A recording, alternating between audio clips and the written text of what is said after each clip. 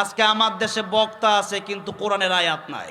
এক ঘটনা বললে 5 মিনিট লাগে, ওইটা কয় 50 মিনিটে। এত লম্বা ঘটনা, এরপরও কোরআন হাদিসে ওই ঘটনার কোনো ভিত্তি নাই। বুঝতেছেন তো? বুঝে আসতেছে? আজকে আমরা কোরআনের পিছনে দৌড়াই না টাকার পিছনে দৌড়াই? টাকার পিছনে আমরা দৌড়াই। আল্লামা সাইদ রহমতুল্লাহ আলাইহি কথায় কথায় বলতেন কোরআন শরীফের আয়াত। কি বলতেন? কোরআন শরীফের আয়াত। আজকে আমার দেশে বক্তা আছে কিন্তু কোরআনের আয়াত নাই।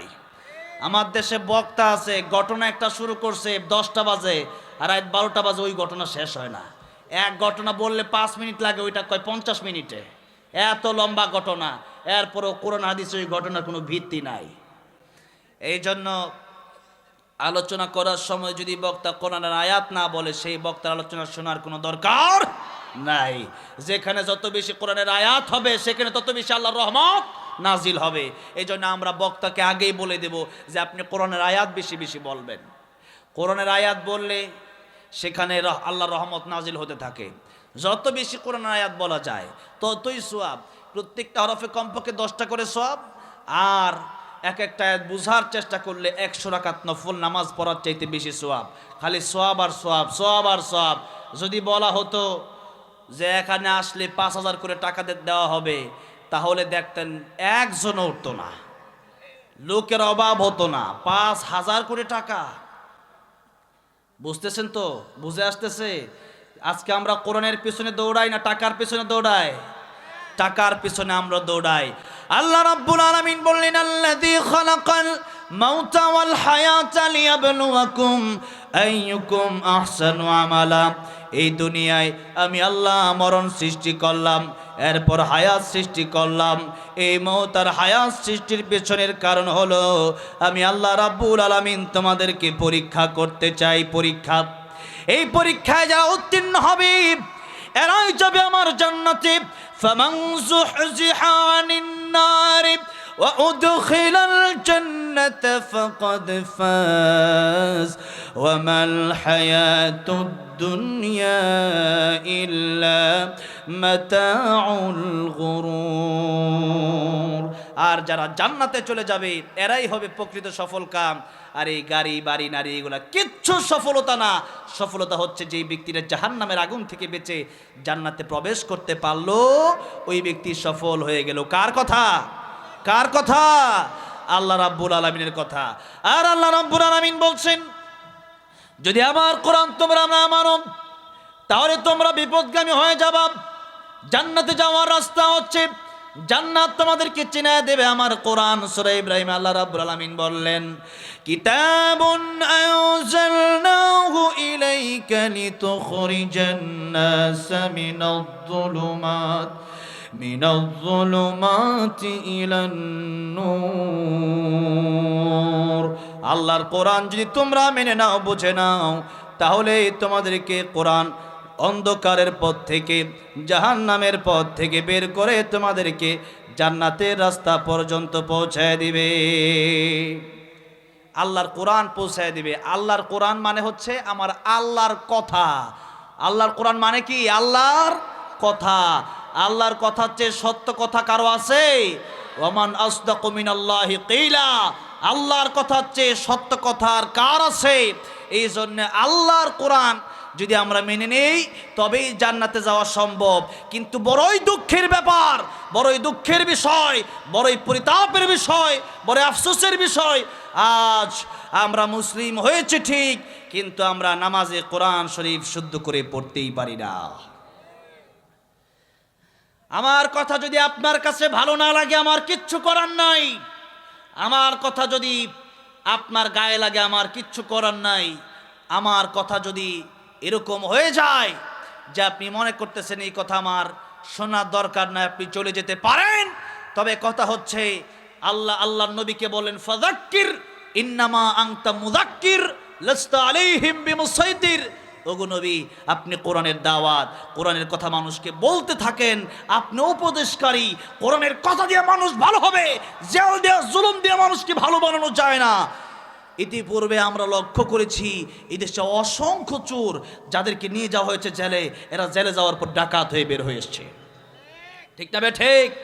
কিন্তু আল্লাহর কোরআন যারা শিখতে পেরেছে, আল্লামা সাঈদী তাফসীর শুনে দেশের অসংখ্য মানুষ কোরআনের তারা নামাজি হয়ে গেছে, ইসলামের পথে চলে আসছে। মিজানুর রহমান আজহারীর কথা শুনে দেশের অসংখ্য মানুষ কোরআনের পথে চলে আসছে, আল্লাহর পথে চলে আসছে। তাবলিগ দাওয়াত তাবলিগ করে এই দেশে তাবলিগে গিয়ে কোরআন বোঝে অসংখ্য ডাকাত আল্লাহর ওলি হয়ে গেছে। জোরে কোন ঠিক না বেঠিক? এই জন্য সব সমস্যার সমাধান, দুনিয়াতে শান্তি, পরকালে চিরমুক্তি আছে আল্লাহর কোরআনে। কোথায় আছে? আল্লাহর কোরআনে। ওমর রাদিয়াল্লাহু আনহু এত বড় কাট্টা কাফের ছিলেন, নবীকে যাচ্ছেন হত্যা করার জন্য। কত বড় কাট্টা কাফের থাকলে পরে আল্লাহর নবীকে হত্যা করার জন্য যায়। ওমর রাদিয়াল্লাহু আনহুর সাথে আরেকজন লোকের সাথে দেখা হয়ে গেল, রাস্তার মধ্যে পথিকের সাথে দেখা। পথিক বলল, ওমর তুমি কি জানো না তোমার বোন ইসলাম ধর্ম গ্রহণ করেছে? ওমর গেল দরজার সামনে, গিয়া দেখে ওমরের বোন কি যেন তেলাওয়াত করতেছে। ওমর রাদিয়াল্লাহু আনহু যদিও কতক্ষণ মারছে পেটালো, এরপর ডাক দিয়ে বলল, বোনেরে ঘরে ঢোকার আগে তোর জবানে কি যেন আমি শুনতে পারলাম, এত মজা, এত মধু, এত মধু, এত মজার কোথাও আমি পাই নাই। ওমর রাদিয়াল্লাহু আনহু বললেন, ওই আরবি গজলটা আমাকে শোনানো যায়? ওমর রাদিয়াল্লাহু আনহুর বোন বললেন, ফাতেমা ডাক দিয়া বললেন, ওমর ওইটা আরবি কোনো গজল না, ওইটা হইল আল্লাহর কোরআন, যে কোরআনের বিরোধিতা করার জন্য তুমি রাসূলকে হত্যা করতে গিয়েছিলে। বলল, বোনের আল্লাহর কোরআন যদি শুনতে এত ভালো লাগে তাহলে বোঝা যায় আল্লাহর কোরআন মিথ্যা হতে পারে না, আল্লাহর কোরআন অবশ্যই সত্য। আর আল্লাহর কোরআনের বিরোধিতা আমি ওমর আজ থেকে আর করব না। আল্লাহর কোরআনের তিলাওয়াত আমি ওমরকে ভালো করে দিয়েছে। অসংখ্য গণিত ঘটনা। ফুজাইল ইবনে আয়াজ রাহমাতুল্লাহ আলাইহি এত বড় আল্লাহর ওলি, যার নাম নিলে পৃথিবীর মানুষেরা, পৃথিবীর আলিমেরা আজও পর্যন্ত বলে রাহমাতুল্লাহি আলাইহি। সেই ফুজাইল ইবনে আয়াজ ছিল ডাকাতের সর্দার। কিসের সর্দার? ডাকাতের সর্দার। ফুজাইল ইবনে আয়াজ রাহমাতুল্লাহ, অনেক লম্বা ঘটনা, এগুলো ঘটনা লম্বা করে বলার উদ্দেশ্য আমার না, ছোট ছোট করে আমি বলি। যাচ্ছেন রাস্তা দিয়ে, রাতে ডাকাতি শেষ করে উনি শুনছেন তার বাড়ির আগে আরেক বাড়ি, ওই বাড়িতে কে যেন তেলাওয়াত করছে। আলাম ইয়ানি লিল্লাযীনা আমানু আন তাখশা কুলুবুহুম লিযিকরিল্লাহ। যারা ঈমান এনেছো, এখনো কি সময় হয় নাই আল্লাহর কোরআনের পথে ফিরে আসার? এখনো কেন তোমরা আল্লাহকে ভয় করছো না? অথচ যে কোনো সময় তোমাদের মৃত্যু চলে আসবে। এখনো কেন আল্লাহর ভয় তোমাদের অন্তরে নাই? এখনো কেন চুরি ছাড়তে পারলা না? এখনো কেন ডাকাতি ছাড়তে পারলা না? ফুজাইল ইবনে আয়াজ কোরআনের আয়াত শুনে চিন্তা করলো, কথাটা মনে হয় আমাকেই বলছে। ফুজাইল ইবনে আয়াজ রাহমাতুল্লাহ আলাইহি চলে গেল ওই লোকের বাড়ির সামনে, গিয়া দরজায় কারাঘাত করলো। বাড়িতে কে আছেন? দরজা খোলেন। কারি সাহেব দরজা খুলে দিলেন। ফুজাইল ইবনে আয়াজ রাহমাতুল্লাহ আলাইহি বললেন, আপনি কোরআন শরীফের যে আয়াতটা একটু আগে তেলাওয়াত করছিলেন, ওই আয়াতটা আমারে আবার শোনান। চিৎকার মেরে পড়েন সুবহানাল্লাহ। কারি সাহেব তেলাওয়াত করলেন, আলাম ইয়ানি লিল্লাযীনা আমানু আন তাখশা কুলুবুহুম লিযিকরিল্লাহ।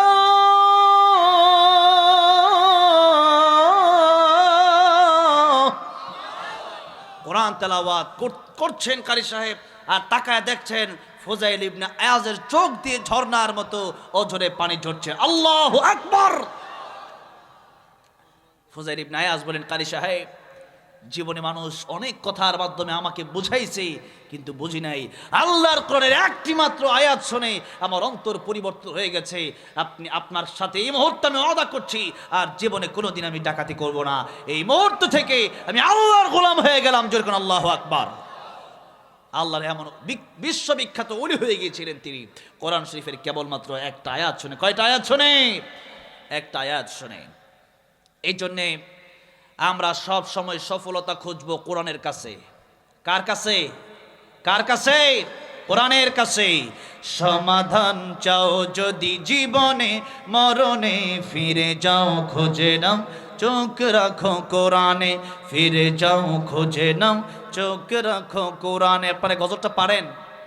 এই ঝিনাইদহ শিল্পী ছিলেন আইনউদ্দিন আল আজাদ রহমতুল্লাহ আলাই, গাড়ি অ্যাক্সিডেন্ট করে মারা গেছে, শহীদ হয়েছেন তিনিও। আমরা এই দেশের হত্যাকারীদেরকে আমরা চিনতে পারি না। আমি বলেছিলাম যে আল্লামা, আমি লিখেছিলাম আল্লামা সাইদি তুমি মরণে শহীদ হয়েছো, তুমি এটাই জানি। আমার একজন এমপি জিজ্ঞাসা করলো সাইদি শহীদ হয়েছে মানে? আমি বললাম আপনি জানেন না? বলে উনি তো মারা গেছে হসপিটালে। আমি বললাম আপনি জেনেও যদি না জেনে না বুঝার, আপনি যদি বুঝেও না বুঝার ভান ধরেন, আপনারা জাগাবে কে?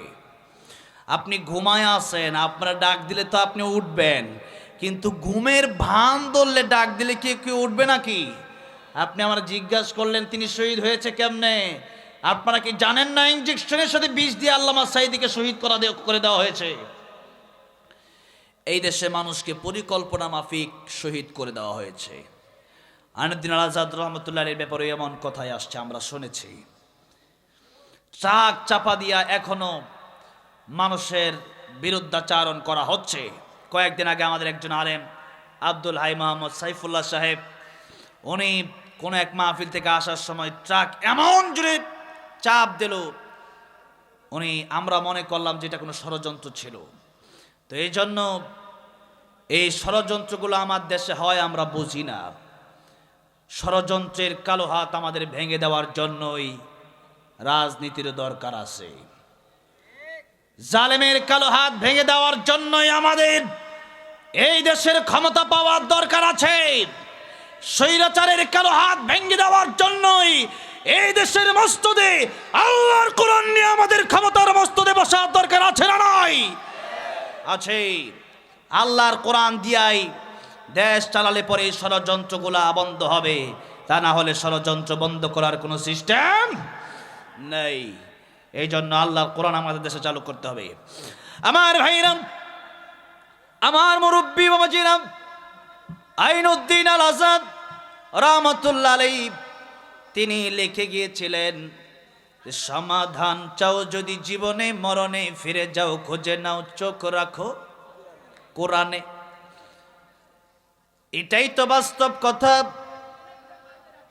আর এই দুনিয়া আমাদের হলো পরীক্ষার হল।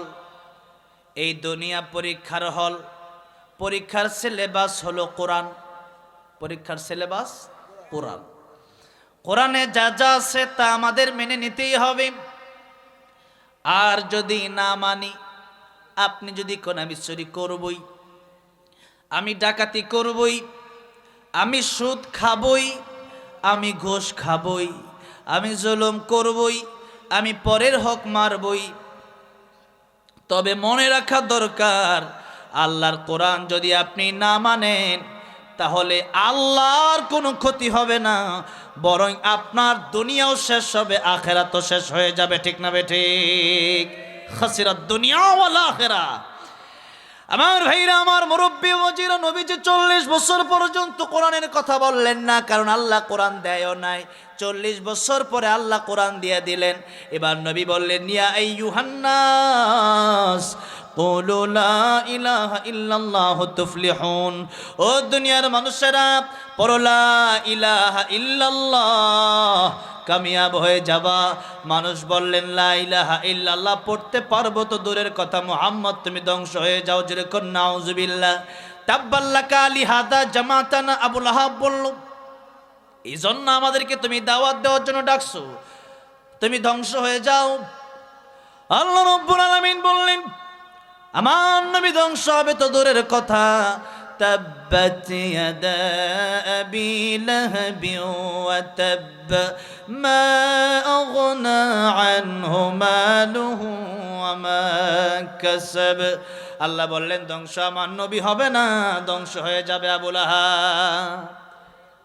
আবু লাহাব ধ্বংস হয়েছে, আর আমার নবীর চেয়ে শ্রেষ্ঠ মানুষ পৃথিবীতে আর আছে? নবীর ব্যাপারে আল্লাহ বলে দিলেন, ওয়ামা আরসালনাকা ইল্লা রাহমাতাল লিল আলামিন। রাহমাতুল লিল আলামিন নবী কোরআনে প্রমাণ আশিক বিনে কে বুঝিবে আমার দয়ার নবীর শান উম্মত বিনে কে বুঝিবে আমার দয়ার নবীর শান নবী আমার মদিনারি বুলবুল আমার আল্লাহ ভালোবেসে নামটি দিলেন হাবিবে রাসূল আল্লাহু আকবার ওই নবীকে ভুল বুঝিলে ওই নবীকে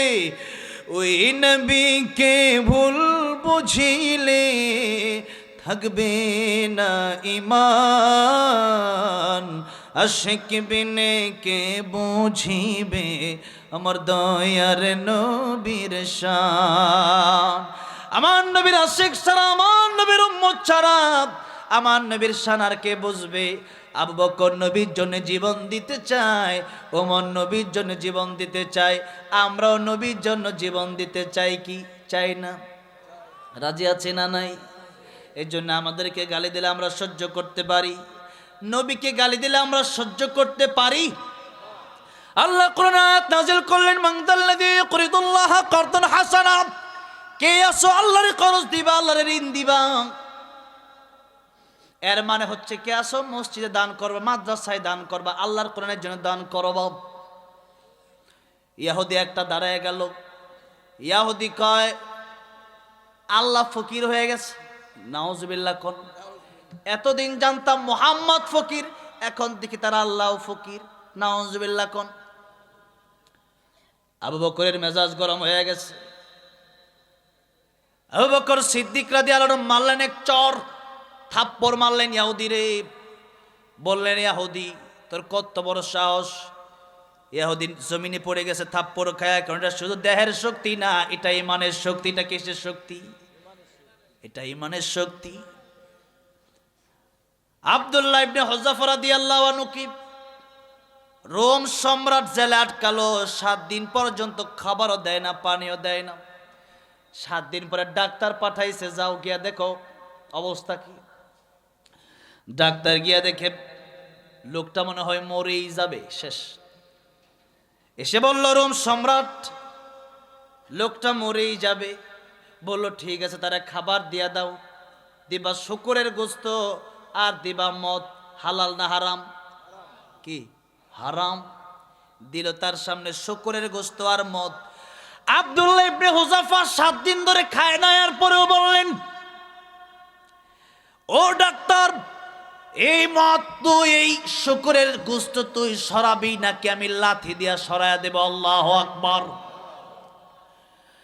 ডাক্তার বলল রোম সম্রাট ওইটা তো যেমন তেমন লোক না ওইটার তো পাওয়ার বড় বেশি আমরা যারা ঈমানদার আমাদের পাওয়ার কম না বেশি কারণ আমাদের সম্পর্ক দুনিয়ার কোনো চোরের সাথে না দুনিয়ার কোনো ডাকাতের সাথে না দুনিয়ার কোনো খুনির সাথে না আমাদের সম্পর্ক কার সাথে ইন্নামা ওয়ালিয়ুকুমুল্লাহু ওয়া রাসূলুহু ওয়াল্লাযীনা আমানু আল্লাযীনা ইউকিমুনাস সালাতা ওয়া ইউতুনাজ যাকাতা ওয়া হুম রাকিউন আমাদের বন্ধু তিনজন প্রথম বন্ধু আল্লাহ বলেন মুমিনের বন্ধু প্রথম বন্ধু আল্লাহ জোরে কোন মুমিনের প্রথম বন্ধুকে কারণ যখন আমার কেউ ছিল না তখন ছিলেন কে আবার যখন কবরে কেউ রবে না তখন রবেন কে তখন কে রবেন ওই সময় বাপ মা ভাই বোন কবরে কেউ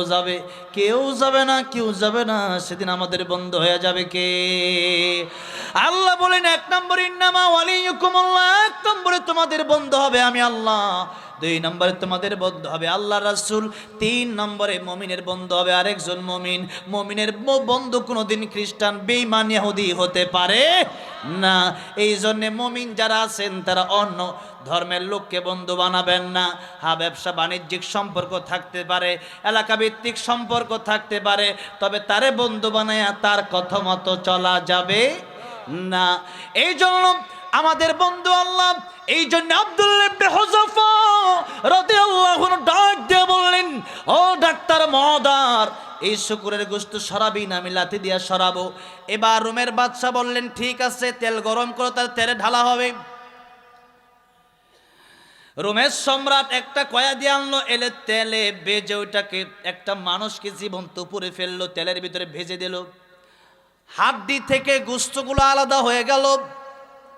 আব্দুল্লাহ ইবনে হুযাফা রাদিয়াল্লাহু আনহু, নবীর একজন বিশ্ববিখ্যাত সাহাবী, ডাক দিয়া বলো, রোমের কুকুর।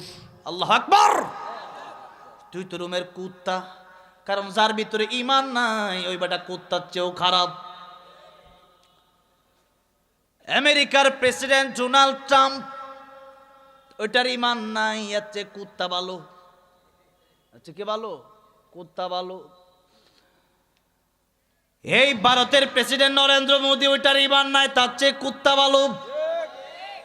অং সান সূচির ঈমান নাই, ওটা জন্মগত মানুষ হতে পারে, কিন্তু তার চেয়ে কুকুর ভালো। কার কথা? কার কথা? আল্লাহর কথা। আল্লাহ বললেন, লাহুম কুলুবুল লা ইয়াফকাহুনা বিহা ওয়া লাহুম আ'য়ুনুল লা ইউবসিরুনা বিহা ওয়া লাহুম আযানুল লা ইয়াসমাউনা বিহা উলাইকা কাল আন'আমি বাল হুম আদাল উলাইকা হুমুল গাফিলুন। অন্তর আছে, কোরআন বুঝে না, কান আছে, কোরআন শোনে না, তার চক্ষু আছে, কোরআন দেখে না। আল্লাহ বলেন, কোরআন যার ভিতরে নাই, যার ভিতরে ঈমান নাই, ওই ব্যক্তিটা শুধু কুকুর নয়, আল্লাহ রাব্বুল আলামিন বলেন বালহুম আদাল, বরং তার চেয়ে নিকৃষ্ট। কারণ আসহাবে কাহফের সাথে যে কুকুরটা ছিল, ওই কুকুরটাও আল্লাহর তৈরি জান্নাতে যাবে। আর মানুষ হয়ে যদি জাহান্নামে যাওয়া লাগে, বোঝা গেল কুকুরের চাইতে মানুষ খারাপ হয়ে গেল।